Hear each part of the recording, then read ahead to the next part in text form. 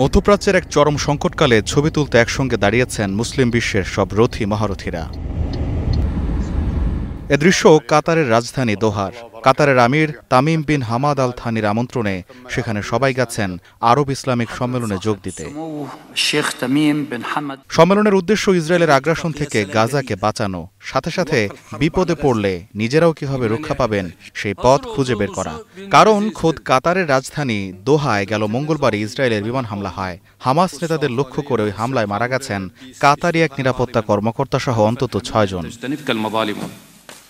সম্মেলনের শুরুতেই নিজের বক্তব্যে কাতারের আমির হামলার নিন্দা জানিয়ে একে কাপুরুষোচিত আখ্যা দিয়েছেন। বলেছেন, ইসরায়েল যদি বন্দীদের মুক্ত করতেই চায় তাহলে যাদের সঙ্গে আলোচনা হবে তাদেরকেই কেন হত্যা করতে চায়।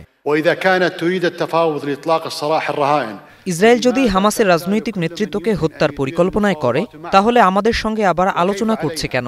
এমন হলে আমরা কিভাবে আমাদের দেশে ইসরায়েলি প্রতিনিধি দলকে আলোচনার জন্য গ্রহণ করব, যখন সেই দলের প্রতিনিধি দল পাঠানো লোকেরাই আমাদের দেশে বোমা মারার পরিকল্পনা করছে? শুধু নিন্দা দিয়ে মিসাইল ঠেকানো যাবে না বলে মন্তব্য করেছেন মালয়েশিয়ার প্রধানমন্ত্রী আনোয়ার ইব্রাহিম। কথার জোরে ইসরায়েলের আগ্রাসন বন্ধ করা সম্ভব নয়। বক্তব্য আর বিবৃতি শুনে শুনে মানুষ এখন ক্লান্ত, অথচ ইসরায়েল হামলা চালিয়ে যাচ্ছে। ভবিষ্যৎ প্রজন্ম একদিন জানতে চাইবে, আমরা কি তখন সাহস দেখাতে পেরেছিলাম? আমরা কারো কাছে তাদের ন্যূনতম দায়িত্বের চেয়েও বেশি কিছু চাই না। কিন্তু বাস্তবতা হলো, শুধু নিন্দা বা বিবৃতি ফিলিস্তিনকে মুক্ত করতে পারবে না। এজন্য কঠোর শাস্তিমূলক ব্যবস্থা নিতে হবে। ইসরায়েলের সঙ্গে কূটনৈতিক সম্পর্ক যোগাযোগ বন্ধ করতে হবে। ইসরায়েলের বিরুদ্ধে দাঁড়াতে মুসলিম নেতাদের একতা ও সংহতি জোরদার করা উচিত বলে মন্তব্য করেন ইরানের প্রেসিডেন্ট পেজেশকিয়ান। বলেন, গেল জুনে 12 দিনের যুদ্ধে ইসরায়েল শুধু ইরানের সার্বভৌমত্বই লঙ্ঘন করেনি, ইরানি জনগণের সম্মানও ক্ষুণ্ণ করেছে। আমরা স্পষ্টভাবে জানিয়ে দিচ্ছি, আর কোনো অপরাধ সহ্য করা হবে না।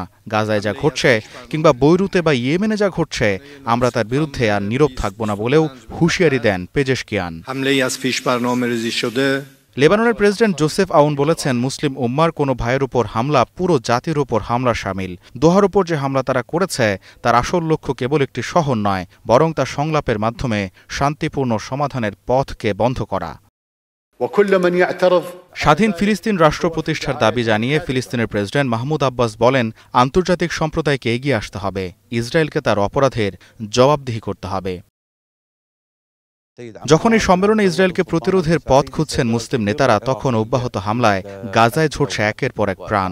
এই সম্মেলন আর মুসলিম বিশ্বের একতা আসলে গাজাকে কতটা স্বস্তি এনে দিতে পারবে তা সময়ই দেখাবে, মত বিশ্লেষকদের। গোলাম কিবরিয়া, স্টার নিউজ।